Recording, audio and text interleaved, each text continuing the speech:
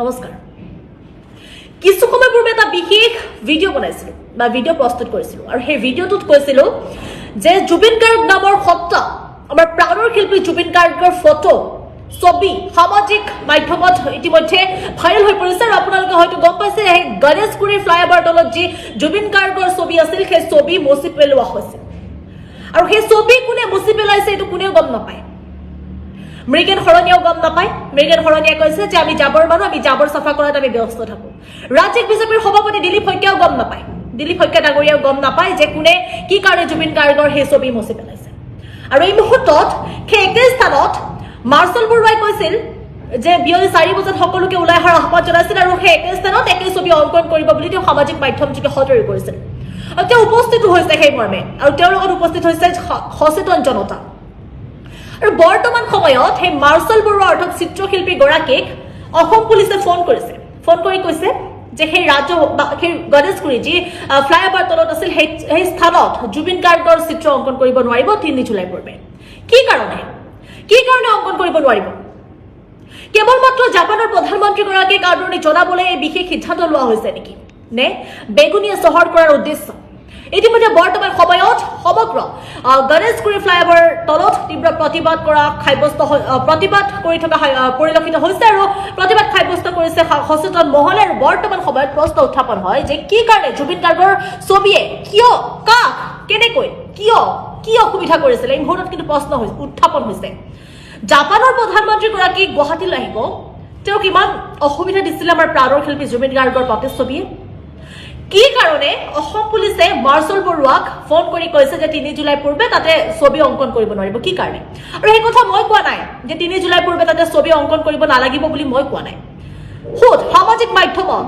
এই মুহূৰ্তত গণেশগুৰিত উপস্থিত হৈ মাৰ্চেল বৰুৱাই কৈছে আৰু মাৰ্চেল বৰুৱা কিছু বিৰত থাকিছে সেই চিত্ৰ অংকন কৰাৰ পৰা মাৰ্চেল বৰুৱাই কৈছে যে আমি আলোচনা কৰি আমি ছবি অংকন কৰিম এনেধৰণে কৈছে সামাজিক মাধ্যমত এটা প্ৰশ্ন উত্থাপন হয় জুবিন গাৰ্গৰ প্ৰতিচ্ছবিয়ে কি আৰু কাৰ ক্ষতি কৰিব পাৰে জুবিন গাৰ্গৰ ছবি যিমানে অংকন কৰক গুৱাহাটী মহানগৰীত সিমানে কম হ'ব আৰু জুবিন গাৰ্গ নামৰ যি সত্তা সেই সত্তাটোতো ইমান ভয় নে একাংশৰ এই মুহূৰ্তত কিন্তু প্ৰশ্ন উত্থাপন হৈছে মুখ্যমন্ত্ৰী মহোদয়ক মই ক'ব বিচাৰিছো আপোনাৰ 25,000 টকীয়া এই ব্যৱসায়টোত আন্তঃৰাষ্ট্ৰীয় যোগ দিৱসটোক লেটিপেটি হাঁহৰ খেতি কৰি ইমান ভেঙুচালি দিৱসলৈ পৰিৱৰ্তন কৰাৰ কোনো প্ৰয়োজন নাছিল আৰু আপোনাৰ এই অসম ৰাজ্যিক জীৱিকা অভিযানৰ হাতৰ পৰা 10,000 টকা মাননীলৈ কাম কৰা জীৱিকা সখীকেইজনীয়ে কি প্ৰশিক্ষণ লৈ আহিছিলে সিহঁতৰ এই মগজটোত সিমানখিনিও জ্ঞান নাই নেকি যে এগৰাকী মহিলাই মেখেলা চাদৰ পিন্ধি কোনকেইটা আসন কৰিব পাৰে অসংখ্য আসন আছে এই কামখিনিয়ে গুৰুজনকো অপমান কৰিলে কাৰণ পদ্মাসন মেখেলা চাদৰ পিন্ধি আমি নামঘৰত গৈ হৰি নাম ল'ব যাওঁতেও কৰোঁ যুগৰ অৰ্থ বুজি নোপোৱাকৈ জীৱিকা সখীকেইজনীয়ে বান্দৰ নাচ নচুৱাবলৈ আহি যোগ দিৱসটোক ভেঙুচালি দিৱস কৰি পেলালে গছপুলি ৰোৱাৰ ক্ষেত্ৰতো সেই একেই পাল মাৰিছে বামুণ পথাৰ হালোৱাৰ দৰে আহি হক নহককৈ কাম কৰি সামাজিক মাধ্যমত ফটোবোৰ আপলোড কৰি গোটেই যোগ দিৱসটোকে বিকৃত ৰূপ দি পেলালে এইবোৰ দেখি শুনি নহয় বিৰাটেই বেছি খং উঠে বিবেকহীন কাণ্ডজ্ঞানহীন জ্ঞান পুৰি খোৱা কিছুমানে গৈ লৈ পেলাই তাত হাঁহি খিকিনদালি কৰি মেখেলা লুটিয়াই চিচিম ফাক কৰিবলৈ গৈছে এয়া যোগ দিৱস পাতিছে আপোনালোকৰ জ্ঞান বোলে বস্তুটো নাই নে কি নে লাজ নালাগে নেকি এইবিলাক যে সামাজিক মাধ্যমত আপলোড কৰে গোটেই বিশ্বই দেখে যুগৰ অৰ্থ বুজি পায়নে নাপায় মন মগজু শৰীৰ শ্বাস প্ৰশ্বাস সমন্বয় সাধন কৰাই হৈছে যোগ দিৱসৰ উদ্দেশ্য বহু মানুহে সাধনা কৰিছে এই যুগৰ কাৰণে গম পায়নে আপোনালোকৰ এই হাঁহি খিকিনদালিবোৰে যোগ দিৱসটোতো বাদেই দিয়ক আপোনালোকৰ একেবাৰে মুঠতে জ্ঞান পুৰি খোৱা জ্ঞানৰ ভাগ নোপোৱা লাজৰ ভাগ নোপোৱা নিকৃষ্ট আৰু ভাবিবলৈ ভাষা নাই গালি পাৰিবলৈ ভাষা বিচাৰি পোৱা নাই মুঠতে গম পাইছেনে বুঢ়ীৰ পৰা ঠেৰিলৈকে সকলোৱে খালি সামাজিক মাধ্যমত কি মানে এইবিলাক বৰ ভাল কাম কৰিছোঁ বুলি ভাবিছে চাবলৈ মন নাযায় মানে চবক জীৱিকা সখীবিলাককো কৈ দিছোঁ দৰমহা যদি লৈ কাম কৰিছোঁ নহয় চৰকাৰৰ কিবা ভাল হোৱাকৈ কাম কৰিম চৰকাৰে কিবা এটা ধনাত্মক দিশ লৈ এই কামবিলাক কৰে তহঁতক এনেকৈ বান্দৰী নচুৱাবলৈ দিয়া নাই দেই কৈ থলোঁ গুৱাহাটীৰ গণেশগুৰি অভাৰব্ৰিজৰ এটা খুঁটাত জুবিন গাৰ্গৰ মৃত্যুৰ সময়তে কোনোবা শিল্পীৰ দলে তেওঁৰ বৃহৎ ছবি এখন আঁকিছিল যি স্থানত ছবিখন অংকন কৰা হৈছিল সেই স্থানত পূৰ্বতে বিভিন্ন বিজ্ঞাপন লগোৱা হৈছিলে মুঠৰ বিজ্ঞাপনৰ উৎপাতত অভাৰব্ৰিজৰ সেই বিশেষ খুঁটাটোৰ এক বিভৎস ৰূপ ধাৰণ কৰিছিলে কিন্তু যেতিয়াৰ পৰা জুবিন গাৰ্গৰ সেই ছবিখন অংকিত কৰা হ'ল কোনোৱে সেই স্থানত বিজ্ঞাপন লগাবলৈ সাহসো কৰা নাছিল বা প্ৰয়োজনো বোধ কৰা নাছিল। অন্ততঃ জুবিন গাৰ্গক ভাল পোৱাৰ উদ্দেশ্যে সেই কামবোৰ কৰাৰ পৰা তেওঁলোক বিৰত আছিল। অভাৰব্ৰিজখনৰ সেই খুঁটাটো তেতিয়াৰ পৰা পৰিষ্কাৰ হৈ আছিল। অভাৰব্ৰিজখনৰ তলেৰে যোৱা সকলো লোকে সেই ছবিখন খুব সুন্দৰভাৱে প্ৰত্যক্ষ কৰিবলৈ সুবিধা পাইছিল। কিন্তু অৱশেষত ছবিখন মুছি পেলোৱা হ'ল, কাৰণ জাপানৰ প্ৰধানমন্ত্ৰী অসমলৈ আহিব। আচলতে জাপানৰ প্ৰধানমন্ত্ৰী অহাটো এক অজুহাতে। হয়তো জাপানৰ প্ৰধানমন্ত্ৰীয়ে সেই অভাৰব্ৰিজৰ তলেৰে যোৱাৰ সুবিধাই নাপাব, কিন্তু চৰকাৰে সেই ছবিখন মুছি পেলাবলৈ বাধ্য। বহু পূৰ্বৰে পৰা হয়তো চৰকাৰৰ চকুত আছিল সেই বিশেষ খুঁটাটো, সেই বিশেষ ছবিখন, আৰু চৰকাৰৰ দায়িত্ব বুলি তেওঁলোকে ভাবিছিল যে এই ছবিখন আমি মুছি পেলাব লাগে। ইয়াৰ কাৰণ আছে। ধৰি লওক সকলোৱে দেখাকৈ আপোনাৰ চৌপাশৰ ঘৰৰ দেৱালত ডাঙৰ ডাঙৰ আখৰেৰে কোনোবাই অশ্লীল শব্দ লিখি থৈ গৈছে। আপুনি কি কৰিব? নিশ্চয়কৈ ততাতৈয়াকৈ সেয়া আপুনি মুছি দিব। একেই কথাতে চৰকাৰখনৰ ক্ষেত্ৰতো যি শিল্পীয়ে জুবিন গাৰ্গৰ ছবিখন অংকিত কৰিছিল তেওঁলোকে ভয়ংকৰ শব্দ কেইটামান তাত ব্যৱহাৰ কৰিছিল। মন কৰিলে দেখিব যে ছবিখনৰ লগত লিখা আছিল কমৰেড নেভাৰ ডাই, অৰ্থাৎ কমৰেডৰ মৃত্যু নাই। কম ভয়ংকৰ, কম অশ্লীল শব্দ নে? কমৰেড বিজেপিৰ ভাষা নহয়। এই কমৰেড শব্দটো বিজেপি ব্যৱহাৰ নকৰে। বিজেপিৰ গাত বিচাই টকাৰ দৰে ডাকে এই কমৰেড শব্দটোৱে। চৰকাৰ আজিৰ তাৰিখত বিজেপিক চৰকাৰ বনাবলৈ দায়িত্ব দিছে ৰাইজে।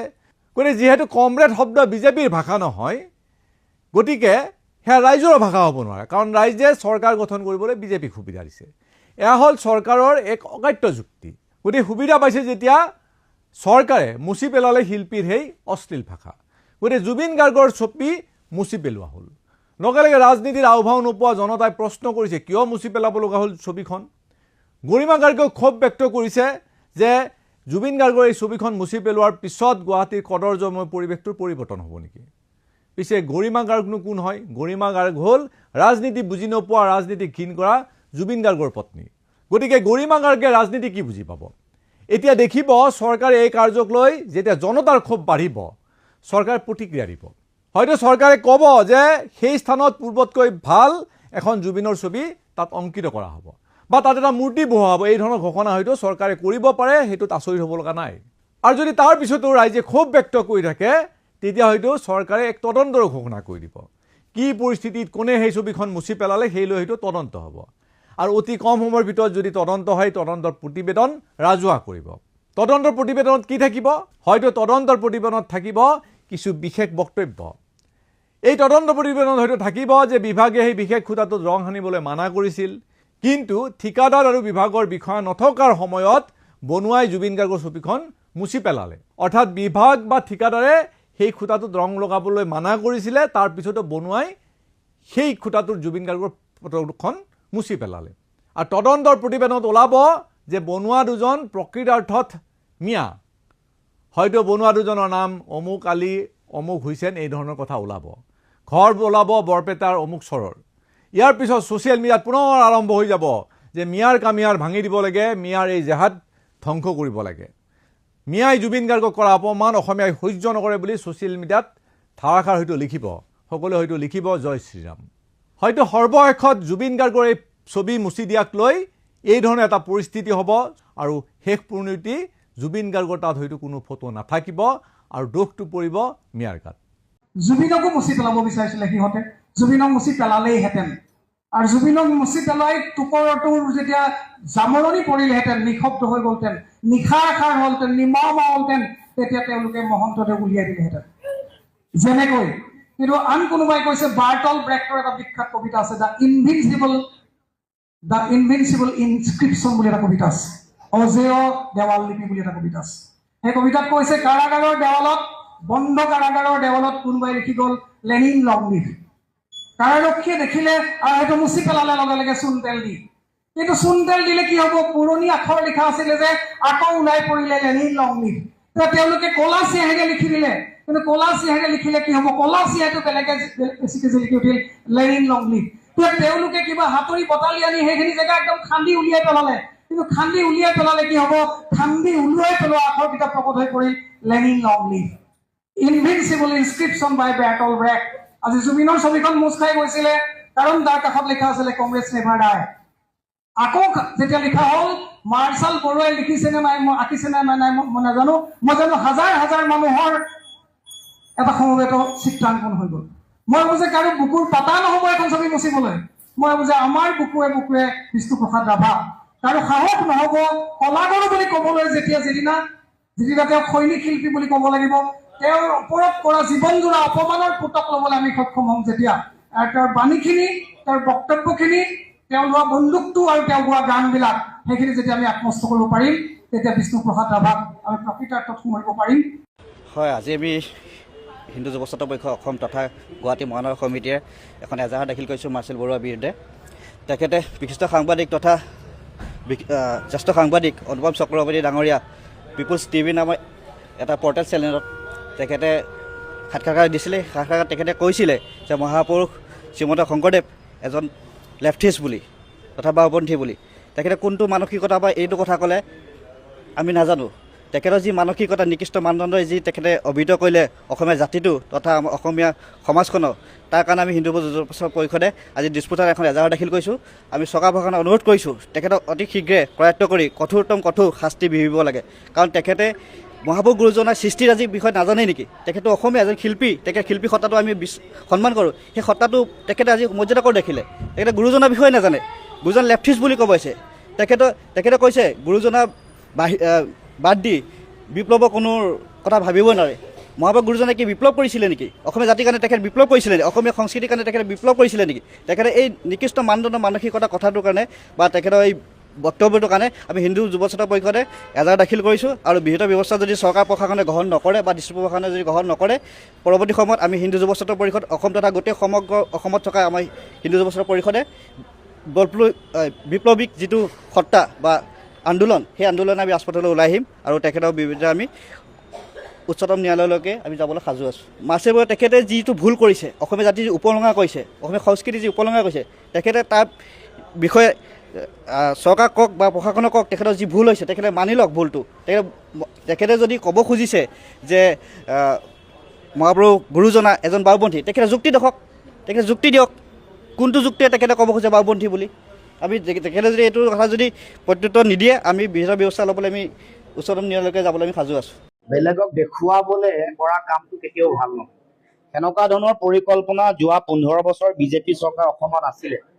গুৱাহাটীখন যদি তেওঁলোকে মানে দক্ষিণ পূব এছিয়াৰ অন্যতম গুৰুত্বপূৰ্ণ চহৰ বুলি যদি ভাবে, উত্তৰ পূৰ্বাঞ্চলেই নহয় চাউথ ইষ্ট এছিয়াৰ যদি দুৱাৰমুখ বুলি যদি ভাবে, তেতিয়াহ'লে কেতিয়াবাই সজাই পৰাই তুলিব লাগিছে। ক'ত গ'ল টুইন টাৱাৰ? ক'ত গ'ল গুৱাহাটীক স্মাৰ্ট চিটি বনোৱাৰ সিদ্ধান্ত? ক'ত গ'ল গুৱাহাটীৰ কৃত্ৰিম বানপানী নিয়ন্ত্ৰণৰ ব্যৱস্থা? এতিয়া যদি ভগৱানে নকৰক এদিন যদি বৰষুণ দিয়ে, প্ৰকৃত ছবিখন জাপানৰ প্ৰধানমন্ত্ৰীয়ে কিনে দেখা পাব, নহয় জানো? আমি কি বিচাৰিছো? আমি উন্নয়ন বিচাৰিছো। উন্নয়নৰ ঢাক ঢোলটো আমি বিচৰা নাই। দেশৰ প্ৰধানমন্ত্ৰী আহিব, জাপানৰ প্ৰধানমন্ত্ৰী আহিব, আৰু এতিয়া ড্ৰিল কৰি পকা খানি গছ পুলি ৰুই এইকেইদিনতে তাৎক্ষণিকভাৱে হাড় জাবৰ দি তাক ফুলাই আৰু গছ পুলি জীয়াই দেখুৱাব। এইটো ফুপুলা চৰিত্ৰ। এইটোৱে চৰকাৰখনৰ প্ৰকৃত স্বৰূপটো দেখুৱাইছে। এইটো প্ৰকৃত চৰিত্ৰ। এইটো এদিন জাপানৰ প্ৰধানমন্ত্ৰী দেশৰ প্ৰধানমন্ত্ৰীক দেখুওৱা স্বৰূপ নহয়। এই যে জুবিনৰ যিখন ফটো মচি দিয়া হৈছে, তাৰমানে এইটো বিক্ষিপ্ত ঘটনা বুলি ভাবিলে নহ'ব। কোনোবাই দেখি আছো শিল্পীসকলে মেয়ৰক টাৰ্গেট কৰি আছে। মেয়ৰক টাৰ্গেট কৰি কি লাভ পাব? যিগৰাকী মূল মানুহ, যোনে জুবিনদাৰ আদৰ্শটো মাৰি পেলাব কৈছে, মই আচৰিত হৈছো। মানে আমাৰ যিসকল মানুহ তাত থিয় হৈছে তেওঁলোকৰ কথা বতৰা শুনি, আৰে যিগৰাকী ব্যক্তিয়ে জুবিনদাৰ আদৰ্শ দৰ্শনটোক অসমৰ মানুহৰ মাজৰ পৰা নাইকিয়া কৰি দিব খোজা হৈছে, এখন সাধাৰণ ফটো ইয়াত মোহাৰি শেষ কৰিব খুজিছে, এনেকুৱা কথা নহয়। এয়া এটা আদৰ্শক নিশেষ কৰাৰ ষড়যন্ত্ৰ। সেইকাৰণে জুবিনদাক এনেধৰণে জুবিনদাৰ ফটোখনক আঁতৰাই দিয়া যায় আৰু মানুহে কেৱল মাত্ৰ মেয়ৰ গৰাকীক লৈ ব্যস্ত আছে। এয়া লক্ষ্য হ'ব লাগিছিল অসমৰ মুখ্যমন্ত্ৰী বিজেপি চৰকাৰ, তেওঁলোকৰ জুবিনদাৰ আদৰ্শৰ পৰিপন্থী চিন্তা আৰু সিদ্ধান্তৰ বিৰুদ্ধে তেওঁলোকে আৱাজ উঠাব লাগিছিল। সেইকাৰণে মই ভাবো যে প্ৰকৃত আমাৰ মূল সমস্যাটো কি এইটো বিচাৰি উলিয়াব। মূল সমস্যাটো যেতিয়ালৈকে অসমৰ জনগণে, সাধাৰণ ৰাইজে যেতিয়ালৈকে বিচাৰি উলিয়াব নোৱাৰিব, গছ ডাল পাত আৰু ফুলৰ লগত লাগি থাকিব। গছৰ গুৰি আৰু শিপা, ক'ত শিপাটো সমস্যাটো আছে বিচাৰি উলিয়াব লাগিব। যেতিয়া জুবিনদাৰ আদৰ্শৰ লগত দ্বন্দ্ব আৰু সংঘাত হৈছে, সেই সময়ত নিৰ্বাচনৰ সময়ত প্ৰতিগৰাকী মানুহে এটা ৰোল প্লে কৰিব লাগিছে।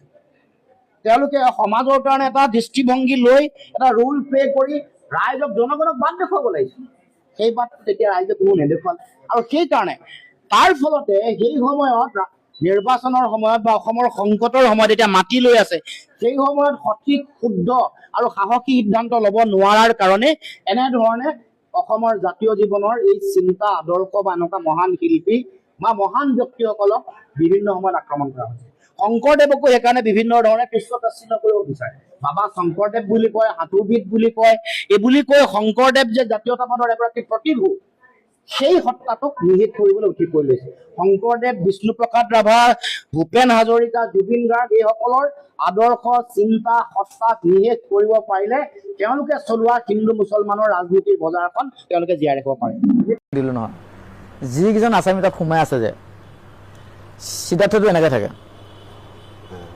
কিবা ফিলিংছ কিবা যে আছে একো নাই কেমেৰাত দেখিছে কেমেৰাত দেখিছোঁ একো ফিলিংছ নাই পুৰা পুৰা ক্লিন চেফ পুৰা শ্যামখন পুৰা ক্লিন চেফ ইয়াত যেনেকৈ আছে তাৰ ধুনীয়া ক্লিন চেফত আছে মই বোলে চৰকাৰে বৰ বঢ়িয়া ব্যৱস্থা কৰি দিছে মাজে মাজে সিহঁতলৈ চকু পৰি আছে ন চাই আছোঁ মই আৰু মই নামটো পাহৰি গ'লোঁ নহয় এগৰাকী নাম তাৰ মই ভিডিঅ' দেখি পেলাই মানে মোক কৈছে এই এখেত এগৰাকী এই লেডি এগৰাকী আছে নহয় শ্যাম অমিত প্ৰভা মহন্ত তেওঁ একেই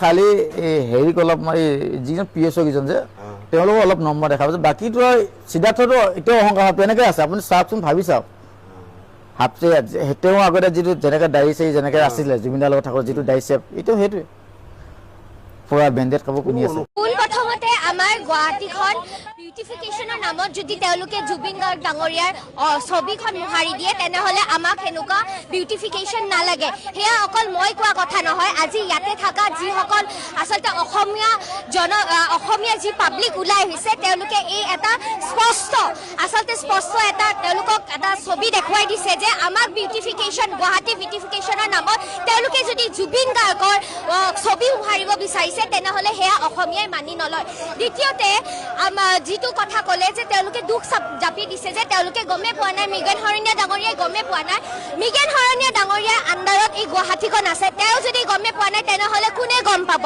তেওঁ আচলতে এইটো তেওঁলোকৰ এটা ষ্টাৰ সাজি হয় তেনেধৰণে তেওঁলোকে আচলতে চাইছিলে যে জুবিন গাৰ্গৰ আচলতে যিটো সত্তা সেই সত্তাটো লাহে লাহে তেওঁলোকে মোহাৰিব পাৰিব নেকি প্ৰথমটো হৈছে যেতিয়া ইলেকশ্যনৰ আগত আমি দেখিছিলোঁ যে আমি জুবিন গাৰ্গৰ সমাধি ক্ষেত্ৰৰ ওচৰতে তেওঁলোকে নিজৰ পোষ্টাৰ লগাইছিলে বিজেপি যিটো নিৰ্বাচনী সেই পোষ্টাৰ লগাইছিলে তাৰ পৰা এটা স্পষ্ট হৈ যায় যে এটা বাৰ্তা স্পষ্ট হৈ গৈছিলে যে এইখন চৰকাৰে জুবিন নামৰ সত্তাটো আচলতে মোহাৰিব বিচাৰিছে তেওঁ বিচৰা নাই যে জুবিনে এটা যি সত্তা দি থৈ গৈছে মানুহক আচলতে যিটো প্ৰতিষ্ঠানৰ এগেইনষ্টত মাত মাতা যিটো শক্তি দি থৈ গৈছে সেই শক্তিটো কিবা কৰি নাইকিয়া কৰিব পাৰে নেকি কাৰণ এইখন চৰকাৰে জানে জুবিন যেতিয়া আমাৰ অন্তৰত জীয়াই থাকিব যেতিয়ালৈকে অন্তৰত জীয়াই থাকিব তেতিয়ালৈকে এইখন গভৰ্ণমেণ্টে যেতিয়া তেওঁলোকে জনবিৰোধী কাৰ্যকলাপ হাতত ল'ব তেতিয়া জনতা ওলাই আহিব জুবিন গাৰ্গে আমাক শিকাই থৈ গৈছে যে এইখন চৰকাৰ আমিয়ে তেওঁলোকক আনিছোঁ আৰু আমি ইচ্ছা কৰিলে আমি সলাব পাৰোঁ সেইকাৰণে এইখন চৰকাৰে বিচাৰে যে জুবিন গাৰ্গৰ যিটো সত্তা তেওঁলোকে কিবা কৰি আমাৰ মনৰ পৰা মোহাৰিব পাৰে কিন্তু আজি এটা স্পষ্ট বাৰ্তা দিব বিচাৰিছোঁ যে তেওঁলোকে হাজাৰ চেষ্টা কৰক হাজাৰজন মাৰ্চেলৰ আকা ছবি তেওঁলোকে মোহাৰি দিয়ক কিন্তু তেওঁ জুবিন গাৰ্গৰ যিটো সত্তা সেইটো সদায় জীয়াই থাকিব বিজেপি হয়তো আজি আছে চৰকাৰত কিন্তু কালি পৰহি বিজেপি নাথাকিব কিন্তু জুবিন গাৰ্গ ডাঙৰীয়াৰ যিটো অৱদান অসমীয়া জাতিৰ কাৰণে অসমীয়া ভাষাৰ কাৰণে আমাৰ অসমৰ প্ৰকৃতিক ৰক্ষা কৰিবৰ কাৰণে যিখিনি অৱদান বা জুবিন গাৰ্গ ডাঙৰীয়াই যিখিনি ছ'চিয়েল ৱৰ্ক কৰি থৈ গৈছে সেইখিনি কিন্তু আমাৰ মনৰ পৰা মোহাৰিব নোৱাৰে আহি থকা প্ৰজন্ম জুবিন গাৰ্গৰ সত্তাটো মনত ৰাখিব আৰু তেখেতে অসমৰ বাবে যি কৰি থৈ গৈছে সেইখিনি ইতিহাসত লিখা থাকিব এখন চৰকাৰে যিমানে চেষ্টা কৰে তেওঁলোকে কেতিয়াও জুবিন গাৰ্গক মোহাৰিব নোৱাৰে এখন কংক্ৰিটৰ ৱালৰ পৰা জুবিনদাৰ আমাৰ হিয়াৰ আমঠু অসমৰ সম্পদ ছবিখন বৈছে কিন্তু 3 কোটি 40 লাখ এপ্ৰক্স 4 কোটিয়ে ধৰক 3 কোটি 40 লাখ জনতাৰ শিশুৰ পৰা বয়োজ্যেষ্ঠ অন্তৰৰ পৰা কেনেকৈ মোহাৰিব সঁচাকৈ বহুত লাজ লাগে এষাৰ কথা আছে যিয়ে জুই লগাই জুইৰ লগত থাকে ৰাইজৰ লগত নাথাকে তাৰে প্ৰমাণ আজি গোটেই সকলো জাতি জনগোষ্ঠী ল'ৰা ছোৱালী বুঢ়া বয়োজ্যেষ্ঠ সকলো ওলাই আহিছে জুবিনদা জীয়াই থাকোঁতে এটা নিগেটিভ শক্তি যিমান ভয় কৰিছিলে জুবিনদা আমাৰ মাজত কায়িকভাৱে নাই যদিও সেই নিগেটিভ শক্তিটোৱে ইমানেই ভয় কৰে আজি জাপানৰ প্ৰাইম মিনিষ্টাৰ আহিব বিউটিফিকেশ্যন কৰিব বিউটিফিকেশ্যনৰ নামত কি আমাৰ জুবিনদাৰ ছবিখন মোহাৰিলে হয় নেকি জুবিনদাৰ ছবিখন থাকিবই লাগিছিলে তেওঁলোকে কৈছিলে আমিও জুবিন ময়ো জুবিন জাষ্টিছ ফৰ জুবিন মুখ্যমন্ত্ৰী ডাঙৰীয়াৰ ফেচবুকৰ আপুনি পেজটোত যাব মুখ্যমন্ত্ৰী ডাঙৰীয়া জুবিনদাক ফ'ল' কৰিছে নাই কৰা লাজৰ কথা হয় আচলতে ৰাইজে আমিও দুখী হয় কাৰণ আমি এখন চৰকাৰক আনিলো ন ৰাইজৰ দ্বাৰা ৰাইজে গঠন কৰা চৰকাৰ ক'বলৈ গ'লে তিতা কেৰেলা গছৰ পুলি ৰুই পেলাই এতিয়া আমি মিঠা ফল বিচাৰিলে নহ'ব এনেকুৱা ধৰণৰ পৰিস্থিতি হৈছে জুবিনে কৈছিলে প্ৰকৃত ধৰ্ম হৈছে মানৱ ধৰ্ম প্ৰকৃত প্ৰেম হৈছে আপোনাৰ প্ৰকৃতিক ভাল পোৱা প্ৰকৃত সুখ হৈছে নিজৰ কৰ্ম আৰু প্ৰকৃত সাহস হৈছে সত্যকটো সত্য ক'ব পৰা আজি মৃগেন শৰণীয়া ডাঙৰীয়া মিস্ত্ৰীসকলৰ ওপৰত দুখ জাপি দিছে তেওঁ বোলে গম নাপায় আপুনি অসমৰ আপুনি মেয়ৰ হয় গুৱাহাটী আপুনি গম নাপায় তেন্তে আপোনাৰ ওপৰত কোনোবা আৰু এগৰাকী মেয়ৰ আছে নেকি যাক আমি দেখা পোৱা নাই কোনে দায়িত্ব ল'ব আচলতে অসম তথা ভাৰতবৰ্ষত মানে বিজেপি চৰকাৰে যেতিয়া নিজৰ ওপৰত দুখটো আহে তেতিয়া বেলেগক দুখটো জাপি দিয়ে যদি এক্সাম্পল পেপাৰ লিকৰ দুখটো এতিয়া টেলিগ্ৰামক দিছে টেলিগ্ৰাম বন্ধ কৰিছে এইখন চৰকাৰে গা এৰা মন্তব্য কৰে তাৰ বাহিৰে একো নাই আজি লাজৰ কথা এইখন চৰকাৰক ৰাইজে 100-200 আসন দিছিলে আমাক 19 দিছিলে তথাপিতো সকলো ৰাইজ ওলাইছে আজি ৰাইজৰ আকাংক্ষা ঘূৰিয়ে মোহাইছি পেলালে আমাৰ প্ৰাণৰ জুবিনদাক আজি এই ধৰণৰ অৱস্থা আকৌ পুনৰ অংকন কৰিবলগীয়া আছে এয়াই নেকি তেওঁলোকৰ জুবিনদাৰ প্ৰতি সন্মান এতিয়া এওঁলোকে মানে এইখন চৰকাৰে ৰাইজ ওলাইছে যে এতিয়া এওঁলোকে যেনেকে পানীত ডুবিলে মানুহৰ খেৰৰ খুঁটাডালে আশ্ৰয় নহয় জানো এতিয়া তেওঁলোকে আশ্ৰয় লৈছে মিস্ত্ৰীকেইজনৰ ওপৰত তেওঁলোকে দুখ গা এৰা মন্তব্য দিছে সঁচাকে বহুত লাজৰ কথা আৰু আমিও দুখী আমি তিতাকেলা গছৰ পুলি ৰুলোতো এতিয়া আমি মিঠা ফল বিচাৰি আছো তেনেকুৱা ধৰণৰ কথা তাৰ হাতত সেই শক্তি আছে অন্যায় বিৰুদ্ধে মাত মতাৰ কাৰণে আজি মাৰ্চেল বৰুৱা হওক বা কবিতা লিখাই হওক বা গান পদপথত যদি গানো গায় আজি এইখন চৰকাৰে উঠাই নিয়ে বা বাধা দিব চেষ্টা কৰে কাৰণ এইখন চৰকাৰে নিবিচাৰে যে অন্যায় বিৰুদ্ধে মাত মতাটো এইখন চৰকাৰ মাজত কাণ কলা নেদেখা বুবা হৈ থাকিব লাগিব তাৰ বাহিৰে একো নাই এইখন চৰকাৰে মাৰ্চেল নিচিনা সত্তাক ধ্বংস কৰিব যে মাৰ্চেলক অপমান কৰা নাই মাৰ্চেলৰ সৃষ্টিক অপমান কৰা নাই জুবিন দাক অপমান কৰিছে 3 কোটি জনতা অপমান কৰিছে কাৰণ 3 কোটি জনতাই এইখন চৰকাৰক বহুৱাইছিলে আজি ইলেকশ্যনৰ আগত যদি চাই দেৱালে পদুম ফুল অংকন কৰিছিলে তেতিয়া প্ৰব্লেম হোৱা নাছিলে তেতিয়া বিউটিফিকেশ্যন ক'ত গৈছিলে আজি জুবিন দাৰ চবুখনে বিউটিফিকেশ্যন ধ্বংস কৰিব নেকি অসমত এয়াই নেকি বিউটিফিকেশ্যন সঁচাকৈ বহুত লাজ লাগে মহানগৰ গুৱাহাটী আৰু জুবিন গাৰ্গৰ ফটো ইয়াৰ কথাটো হ'ল কি যে যিজন জুবিন গাৰ্গে জীয়াই থকা গোটেই জীৱনটো গুৱাহাটীতেই থাকি অসমবাসী ৰাইজৰ কাৰণে অসম এৰি গুচি নগ'ল সেই ঠাইতেই থাকি তেখেতক তাৰ পৰা নি ছিংগাপুৰত শেষ কৰি দিয়া হ'ল মচি পেলোৱা হ'ল তেখেতক তেজ মঙহৰ সেই মানুহজন মচি পেলোৱা হ'ল জ্বলাই দিয়া হ'ল তাৰপিছত মানুহে কোনোবাই আৱেগত ক'ৰবাত তেওঁৰ ছবিখন অংকন কৰিছে ক'ৰবাত তেওঁৰ ফটো এখন লগাইছে এতিয়া সেইটো কি হৈছে নিৰ্দিষ্ট সময়লৈকে এই ফটোখিনি মচি দিয়া হৈছে আৰু নিৰ্দিষ্ট সময়লৈকে ফটো আঁকিবলৈ বাধা কৰা হৈছে ইয়াৰ অৰ্থটো কি ইয়াৰ অৰ্থটো বুজি পোৱা নাই কিয়নো অসমৰ আমাৰ যিখন বৰ্তমানৰ চৰকাৰ আজি 5 বছৰ আগতে এইখনেই চৰকাৰ তেওঁলোকে যিখিনি দুৰ্নীতি কৰি আছে সেই দুৰ্নীতিখিনি হয়তো চেণ্ট্ৰেলৰ চৰকাৰে গম নাপায় বা একাংশ মন্ত্ৰী নেতাই গম নাপায় সেই কথাটোৰ কাৰণে আজি কোনোবা সেই আগষ্টৰ কেই তাৰিখৰ ভিতৰত অসমলৈ অহাৰ কথা আচলতে কোনোবা ডাঙৰ মন্ত্ৰী নেতা সেয়েহে চাগে সেই ফটোখিনি মচি দিয়া হৈছে যে তেওঁ যদি প্ৰশ্ন কৰে যে এই জুবিন গাৰ্গ বোলা এই মানুহজনৰ ন্যায় পালে নে নাই ৰাইজে বা অসমৰ মানুহে সেই প্ৰশ্নৰ উত্তৰ দিব নোৱাৰিব বুলি আচলতে সেই ফটোখন দেখি কাহিনীটো মনত পৰে বুলি সেই ফটোখনেই মচি পেলোৱা হৈছে আৰু সেইখন চৰকাৰ বা সেই প্ৰশাসনে সেই মানুহজনৰ ন্যায় দিব পাৰে বুলি আপোনালোকৰ বিশ্বাস হ'বনে ন্যায় দিব কিন্তু অসমীয়া জাতিটোক বুৰ্বক বুলি জানি পেলাইতো জুবিন গাৰ্গক হত্যা কৰা হৈছে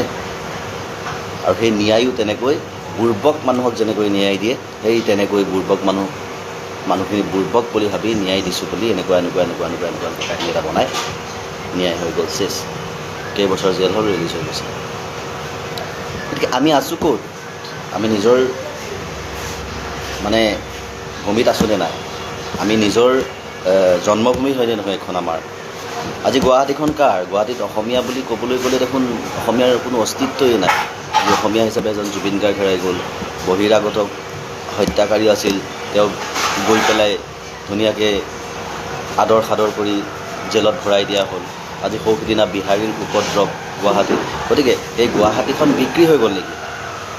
গুৱাহাটীখন বহিৰাগতৰ হাতত বিক্ৰী কৰি দিয়া হ'ল নেকি? বিহাৰী মাৰোৱাৰীৰ হাতত বিক্ৰী হৈ গ'ল নেকি?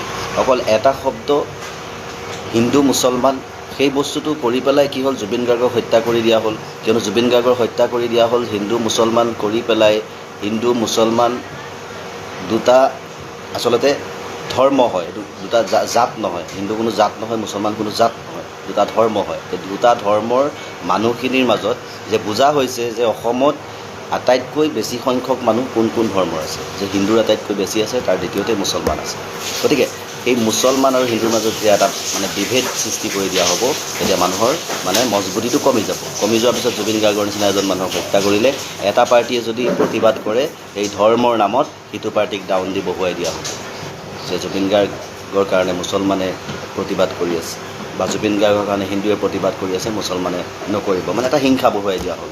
যিটো মুছলমানে কি প্ৰতিবাদ কৰিছে যে আমি নকৰোঁ, হিন্দুৱে প্ৰতিবাদ কৰিছে যে আমি নকৰোঁ। কিন্তু সেইটো নহ'ল। মানুহক দেখুৱাই বা চৰকাৰৰ ফালৰ পৰা মানুহৰ মাজত বিভেদ সৃষ্টি কৰা হ'ল। একাংশ গোমূত্ৰ বা গোবৰ খোৱা মানুহৰ মনত এইটো হ'ল, বিভেদটো আহিল। কিন্তু যিখিনি ঐতিহ্যবন্দিত আচলতে অসমীয়া হয় প্ৰকৃত, তেওঁলোকৰ মাজত কিন্তু কেতিয়াও ফালিব নোৱাৰিলে। পাৰিলে জানো? আজি গোটেই অসমত উজনিৰ পৰা নামনিলৈকে মিয়া মিয়া মিয়া মিয়া চিঞৰ বাখৰ, কিন্তু মিয়া শেষ কৰিব পাৰিলে জানো? নোৱাৰিব। গতিকে সেই চৰকাৰখনৰ মুখৰ যে আখৈ ফুটা নিচিনা কথা বতৰাবিলাক, উস্তাদি মাৰি কথা কৈ কিন্তু কৰ্মৰ একো নাই। আজি গৌৰৱ গগৈ পাকিস্তানৰ এজেণ্ট বুলি কৈছিল, ইলেকশ্যনৰ আগত নাকৰ ফুটা ডাঙৰ কৰি কৰি হিমন্ত বিশ্ব শৰ্মাই কৈছিল। কিন্তু এতিয়ালৈকে প্ৰুফ দিব পাৰিলে জানো? নোৱাৰিলে। গতিকে আমি অসমীয়া নহওঁ দুখীয়া, কিহৰ দুখীয়া আমি? কিন্তু এতিয়া আমি গম পাইছোঁ যে আমি দুখীয়া, আটাইতকৈ বেছি দুখীয়া আমি আকলৰ দুখীয়া। বাকী চবফালে আমাৰ আছে, কিন্তু এই আকলবিলাক আমি ঠিক কৰিলে কোনেও আমাৰ লগত আৰু খেলিব নোৱাৰিব। গতিকে আমি অকণমান কাৰোবাৰ ছাপোৰ্টত কথা ক'বলৈ গৈ, কাৰোবাক ভালৰি লগাবলৈ গৈ আচলতে নিজৰ অস্তিত্ব শেষ কৰি গৈ আছোঁ আৰু নিজক নিজে শেষ কৰি গৈ আছোঁ। গতিকে সকলোৱে এবাৰ বুজি পাব, জাষ্টিছ ফৰ জুবিন গাৰ্গ। ধন্যবাদ। জুবিন গাৰ্গৰ ফটোখন গণেশগুৰিৰ উৰণীয়া সেতুৰ তলত মুচি দিয়াৰ কাৰণে মাৰ্চেল বৰুৱা নামৰ এগৰাকী শিল্পীয়ে বহুতকে ৰিকুৱেষ্ট কৰিছিলে যে আপোনালোকে গণেশগুৰিত আহক, মই এই ছবিখন আকৌ এবাৰ আঁকিম। আৰু তাকে লৈ পিনে মই এটা ভিডিঅ' বনাইছিলোঁ। মই কৈছিলোঁ যে ভাল সম্ভ্ৰান্ত বংশৰ ল'ৰা ছোৱালী, ডাক্তৰ, ইঞ্জিনিয়াৰ এনেকুৱা ধৰণৰ আহ্বানত নাযায়। কিয় নাযায়? কাৰণ আপোনালোকে আগতে দেখিছে কা আন্দোলনৰ সময়তো আপোনালোকক মাতিছিলে বহুত দল সংগঠনৰ নেতাকালী নেতাই যে আহক, আপোনালোকে ঘৰৰ পৰা ওলাই আহক, আমি আন্দোলন কৰিম চৰকাৰৰ বিপক্ষে। তাৰপিছত কি হ'লে? 5জনকৈ আপোনাৰ ল'ৰা শ্বহীদ হৈ গ'ল। তথাপি কিন্তু কা বলবৎ হ'ল। আৰু ইমান গোটেই অসমৰ মানুহ আন্দোলন কৰাৰ পিছতো তথাপি কিন্তু বিজেপি আপোনাৰ শাসন আহিছিলে। এই কা আন্দোলনৰ সময়তো কৈছিলোঁ যে আপোনালোকে নাযাব ঘৰৰ পৰা ওলাই, আপোনালোকে নাযাব ঘৰৰ পৰা ওলাই, আপোনালোকৰ বিপদ হ'ব। তথাপি কিন্তু বহুতে মোক সেই সময়ত ভুল বুজিছিলে। NRCৰ সময়তো কৈছিলোঁ। আৰু এনেকুৱা বহুত ধৰণৰ যেতিয়া চিটুৱেশ্যন হয় অসমত, যেতিয়া কোনোবা নেতা, পালি নেতাই বা কোনোবা শিল্পীয়ে আপোনাৰ ৰাইজক আহ্বান কৰে চৰকাৰৰ বিপক্ষে আহিবৰ কাৰণে, বহুতে হিলদোল ভাঙি যায়। কিন্তু বাৰ বাৰ মানা কৰোঁ যে নাযাব, কাৰণ চৰকাৰৰ বিপক্ষে গৈ পিনে আপুনি একো কৰিব নোৱাৰিব। কাৰণ চৰকাৰৰ হাতত আপোনাৰ বহুত ক্ষমতা থাকে। কি হ'ল আপোনাৰ? মাৰ্চেল বৰুৱাক আপোনাৰ চমন জাৰি কৰিলে আদালতে। চমন জাৰি কৰিলে কি নাই যে অমুক তাৰিখে আদালতত হাজিৰ হ'ব লাগিব, ক'ৰবাত ডিগ্ৰী বহৰীত নে ভৰলুত আপোনাৰ কিবা ছবি অঁকাৰ কাৰণে। শাস্তিটো এতিয়া কোনে পাব? হেৰাছমেণ্টটো এতিয়া কোনে হ'ব? মাৰ্চেল বৰুৱাই হ'ব। হ'ব কি নাই? ঠিক তেনেকৈ যদি কোনোবাই আপোনাৰ সেই আন্দোলনত যায়, পিকচাৰ চাই পিনে, ভিডিঅ' চাই পিনে আপোনাক আকৌ আদালতত মাতিব, আপোনাৰ ওপৰত কেছ কৰিব, আপোনাৰ ওপৰত একশ্যন ল'ব আৰক্ষী প্ৰশাসনে, চৰকাৰে। আপুনি পাৰিব নেকি চৰকাৰৰ লগত? নোৱাৰে। তো সেইটো কথা মই বুজাবৰ কাৰণেহে ৰাইজক গালি পাৰিছিলোঁ, সেইবোৰ ব্যক্তিক, সেইবোৰ ল'ৰা ছোৱালীক গালি পাৰিছিলোঁ। কোনোবা মন্ত্ৰী MLA ল'ৰা ছোৱালীয়ে তাতে গণেশগুৰিত গৈ পিনে ভিৰ কৰিছেনে? না আপুনি ক'ব বিচাৰিছে যে মন্ত্ৰী MLA যিবিলাক ল'ৰা ছোৱালী আছে, যিবিলাক পুতেক জীয়েক আছে, তেওঁলোকে জুবিন গাৰ্গক ভাল নাপায় বুলি, বা তেওঁলোকে জুবিন গাৰ্গৰ গান শুনা নাই বুলি? তেওঁলোকেতো জুবিন গাৰ্গৰ গান শুনিছে। কিন্তু কোনজন মন্ত্ৰী MLA পুতেক জীয়েক আপোনাৰ সেই গণেশগুৰিত মাৰ্চেল বৰুৱাৰ কথা শুনি পিনে ভিৰ কৰিবলৈ গৈছে? যোৱা নাই। কথাটো বুজক। মই কি ক'বলৈ বিচাৰিছোঁ, ইমানখিনি বুদ্ধিমত্তা অকণমান থাকিব লাগে। মই ভাবা নাছিলোঁ যে কিছুমান মানুহৰ আপোনাৰ বুদ্ধিমত্তা হ'লে বস্তুৱেই নাই। মই ঘূৰি পাকি সেইটো কথাকে ক'ব বিচাৰিছিলোঁ ভিডিঅ'টোত, যে যদি আপোনালোকে ইমানে জুবিন গাৰ্গক ভাল পায়, যদি আপোনালোকে ইমানে মনত জাতীয়তাবাদ আছে, যদি আপোনালোকে ভাবিছে যে বিজেপি চৰকাৰে আপোনাৰ এই জুবিন গাৰ্গৰ ফটোখন মুচি দিলে বুলি আৰু আহিবলগীয়া দিনবিলাকত জুবিন গাৰ্গক মুচিবলৈ চেষ্টা কৰিব, তেতিয়া যিখিনি সময়ত আপোনাৰ হাতত ক্ষমতা আছিল, আপোনাৰ যদি বেয়া লাগে বিজেপি যদি ন্যায় দিব পৰা নাই, বিজেপি যদি একো কৰিব পৰা নাই জুবিন গাৰ্গৰ কাৰণে, বিজেপি যদি ভয়াৱহ হয়, জুবিন গাৰ্গৰ কাৰণে বিজেপি বৰ ভয়াৱহ, তেতিয়াহ'লে আপোনালোকে ভোট কিয় বিজেপিক দি পিনে শাসন ভাৰত লৈ আহিলে? মই সেইটোৱে প্ৰশ্ন আপোনালোক বাৰে বাৰে সেই ভিডিঅ'টো কৰিব বিচাৰিছিলোঁ।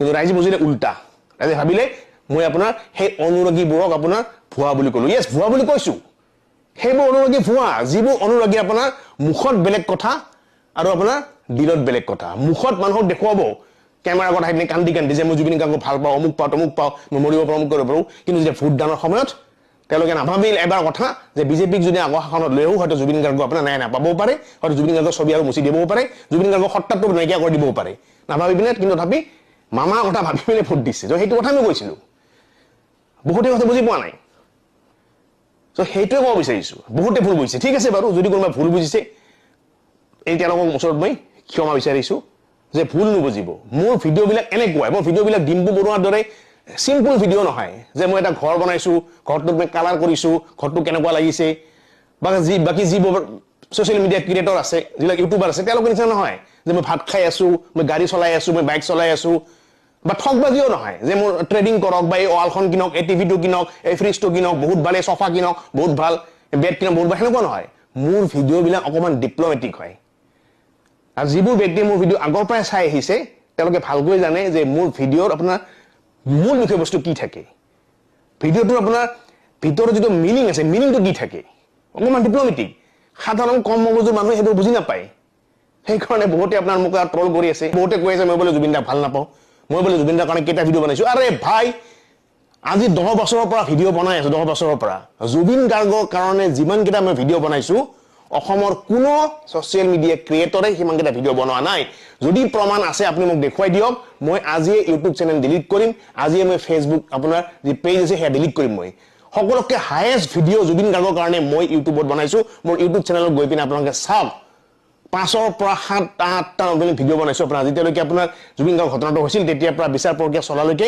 মেক্সিমাম ভিডিঅ' একমাত্ৰ ইউ এডভাইজাৰে বনাইছে আপোনালোকে ক'ব বিচাৰিছে মই ভিডিঅ' বনোৱা নাই জুবিন গাৰ্গৰ কাৰণে জুবিন গাৰ্গৰ মৰম নাই মৰম আছেই আৰু মই জানো আপোনালোকৰ মৰম আছে জুবিন গাৰ্গৰ প্ৰতি আপোনালোকে জুবিন গাৰ্গক ভাল পায় কিন্তু কথাটো হ'ল যদি আপোনালোকে ইমানে জুবিন গাৰ্গক ভাল পাইছিলে অন্তৰৰ পৰা যিখিনি সময়ত বিজেপিয়ে কৈছিলে যে আমি জুবিন গাৰ্গক ন্যায় দিম আৰু আমি যদি জুবিন গাৰ্গক ন্যায় দিব নোৱাৰোঁ তোমালোকে আমাক ভোট নিদিবা এই কথাখিনি হিমন্ত বিশ্ব শৰ্মা ডাঙৰীয়াই নিজে লাইভত কৈছিলে আৰু তাৰ পিছতো মেক্সিমাম মানুহে জুবিন গাৰ্গক ভাল পোৱা মানুহে যেনেকি আপোনাৰ hashtag justice for Zubeen Garg বুলি লিখিছিল তেওঁলোকেও আপোনাৰ ঘূৰি পাকি পিনে ভোটদানৰ সময়ত এবাৰ জুবিন গাৰ্গৰ কথা নাভাবি পিনে বিজেপিক আপোনাৰ ভোট দিলে আপোনাৰ বিজেপি ভোট দিলে আৰু ভোট দি পিনে বিজেপিক আপোনাৰ শাসন ভাৰত লৈ আহিছে চ' ইমান যদি আপোনাৰ মনত সন্দেহ আছিল যে বিজেপি চৰকাৰে আপোনাৰ জুবিন গাৰ্গক ন্যায় দিব পৰা নাই ইমান যদি আপোনাৰ মনত ক্ষোভ আছিল যে বিজেপি চৰকাৰৰ কাৰণে জুবিন গাৰ্গৰ মৃত্যু হয় পৃথিৱীৰ পৰা ইমান যদি আপোনাৰ মনত ক্ষোভ আছিল যে জুবিন গাৰ্গৰ বিচাৰ প্ৰক্ৰিয়া ইমান লেহেমীয়া কিয় হৈছে তেতিয়াহ'লে আপুনি ভোটদানৰ সময়ত সেই মাথাটো ইউজ কৰিব লাগিছিলেই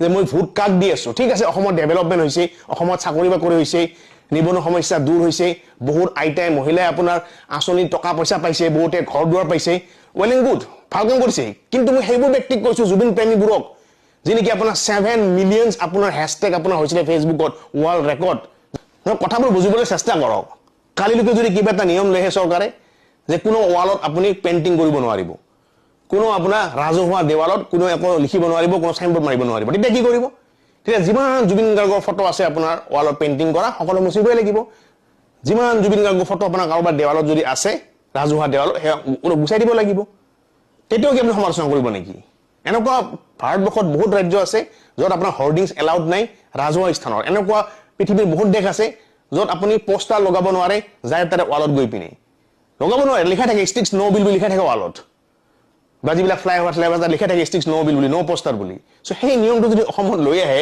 তেতিয়া আপোনালোকে কি ক'ব তেতিয়াও আপুনি চৰকাৰৰ সমালোচনা কৰিব নেকি মই সেইটোৱে ক'ব বিচাৰিছোঁ জুবিন গাৰ্গক আপুনি ভাল পাই ঠিকে আছে জুবিন গাৰ্গৰ অনুৰাগী আপুনি ঠিকে আছে কিন্তু কাৰোবাৰ কথা শুনি পিনে কাৰোবাৰ মাতিছে অমুকত তমুকত আপুনি আকৌ দৌৰি দৌৰি যাব আকৌ আপুনি বিপদত পৰিব আকৌ আপুনি জেলত যাব লাগিব আকৌ আপুনি আদালতত দুৱাৰ অহা যোৱা কৰি থাকিব লাগিব আপোনাৰ জীৱনটোৰ আপোনাৰ আধা বছৰ সেইবিলাক কৰোঁতে গুচি যাব কি লাভ হ'ব আপোনাৰ যোনে মাতিছে আপোনাৰ তেওঁৰ কিন্তু লাভ হ'ব তেওঁ আপোনাৰ পপুলাৰ হ'ব তেওঁ ফেমাছ হৈ যাব ঠিক আছে তেওঁ হয়তো জেলত যাব জেলৰ পৰা আকৌ ওলাই আহিব ভৱিষ্যতে হয়তো কোনোবা দলৰ আপোনাৰ নেতা পালি নেতা হ'ব পিছলৈকে গৈ পিনে আপোনাৰ ইলেকশ্যন খেলি পিনে MLA হ'ব কিন্তু আপোনাৰ কি হ'ব আপুনি যে গণেশগুৰি ফ্লাইঅভাৰত গৈ পিনে জয় জুবিন দা বুলি চিঞৰিলে সেই ব্যক্তিজনে মতাৰ কাৰণে আপোনাক কোনোবাই চিনি পাইছেনে বা আপোনাক কোনোবাই চিনি পাব নেকি আপোনাৰ লাভটো কি হ'ব মানিছোঁ জুবিন দা ভাল পায় লাভ হ'ব আপোনাৰ সেইজন ব্যক্তি সেই লিডাৰজনৰ ভৱিষ্যতত তেওঁক আপোনাৰ কোনোবা দলৰ আপোনাৰ প্ৰতিনিধিত্ব বনাই দিব নিউজ চেনেলবিলাকে তেওঁক মাতি লৈ যাব, তেওঁ পপুলাৰ কৰি দিব।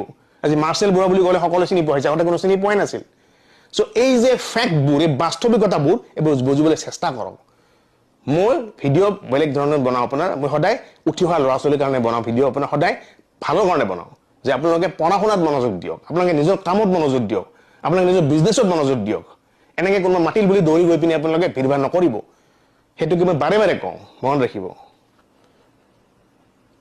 আৰু লগতে এইটো কথা কৈছিলোঁ, যিবোৰ গছপুলি ৰুই আছে আপোনাৰ ৰাস্তাত জাপানৰ প্ৰধানমন্ত্ৰী অহাৰ কাৰণে, বহুতে তাতেও সমালোচনা কৰিছে যে আপোনাৰ ফুটপাথৰ ওপৰত কিয় গছ ৰুই আছে, ৰাস্তাৰ ওপৰত কিয় গছ ৰুই আছে।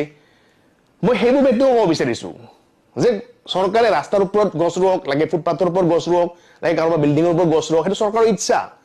চৰকাৰে ভালৰ কাৰণে কৰিছে, অসমীয়া ৰাইজক যি কৰিছে। এতিয়া নহয় অংক যে মই দালাল বুলি, বিজেপিৰ দালাল বুলি নক'ব। ইমান দিনে বিজেপি যেতিয়া আমি সমালোচনা কৰি আছিলোঁ, তেতিয়া মোক বহুতে কি কৈছিলে কংগ্ৰেছৰ দালাল বুলি। এতিয়া মই বিজেপি মানে গুণগান গাই আছোঁ, এতিয়া বহুতে হয়তো মই বিজেপি দালাল বুলি ক'ব। সেইটো নহয়, মই ক'বলগীয়া কথাটো আকৌ এবাৰ আপোনাক ৰিপিট কৰি আছোঁ যে যিহেতু আপোনালোকে ভোটদানৰ সময়ত বিজেপিক চিলেক্ট কৰি পিনে শাসনভাৰত লৈ আহিছে, গতিকে বিজেপি চৰকাৰে এতিয়া যি কৰিব অসমৰ ৰাইজৰ কাৰণে কৰিব, বিজেপি চৰকাৰে যি কৰিব অসমৰ ভালৰ কাৰণে কৰিব, অসমীয়া ভালৰ কাৰণে কৰিব। তেওঁলোকে লাগে আপোনাৰ উচ্ছেদে কৰক, তেওঁলোকে আপোনাৰ গছপুলি আপোনাৰ ফুটপাথৰ ওপৰতে ৰওক, মুঠতে গোটেই অসমৰ ৰাইজৰ কথা চিন্তা কৰি তেওঁলোকে কিবা এটা কৰিব। তাত আপোনালোকে সমালোচনা কৰি একো লাভ নাই। যিখিনি সময়ত সমালোচনা কৰিব লাগিছিলে, যিখিনি সময়ত আপুনি পাৱাৰ দেখুৱাব লাগিছিলে, আপুনি নেদেখুৱালে। আৰু এতিয়া আপুনি সমালোচনা কৰি ছ'চিয়েল মিডিয়াত লিখি যি টি কথা লিখি কি লাভ আছে? আৰু মেক্সিমাম ছ'চিয়েল মিডিয়াত আপোনাৰ সেইবোৰ ব্যক্তিয়ে বেছি লিখে সমালোচনা কৰি পিনে, যিবোৰ আপোনাৰ কণ্টেণ্ট মনিটাইজেশ্যন পাইছে। ফেচবুকত কণ্টেণ্ট মনিটাইজেশ্যন পালে কি হয়, আপোনাৰ এটা ভাল ইনকাম আহে আপোনাৰ মাহৰ মূৰত, যদি আপুনি দিনত 4-5টা পোষ্ট দিব পাৰে। চ' বেলেগ পোষ্টটো একো নাই, চৰকাৰৰ বিৰুদ্ধে যদি কিবা এটা পোষ্ট লিখি দিব পাৰে, বিজেপিৰ বিৰুদ্ধে যদি কিবা পোষ্ট লিখিব পাৰে, বহুতে তাতে আহি পিনে বাহ দিব, আৰু সেইটোৱে আপুনি ৰিচ হ'ব, সেইটো আপোনাৰ ইনকাম আৰ্ণ কৰাত আপোনাৰ সহায় কৰিব। চ' সেইটোৱে ক'ব বিচাৰিছোঁ। বহুতে ভুল বুজিছে, ঠিক আছে বাৰু, যদি কোনোবাই ভুল বুজিছে এই তেওঁলোকৰ ওচৰত মই ক্ষমা বিচাৰিছোঁ যে ভুল নুবুজিব।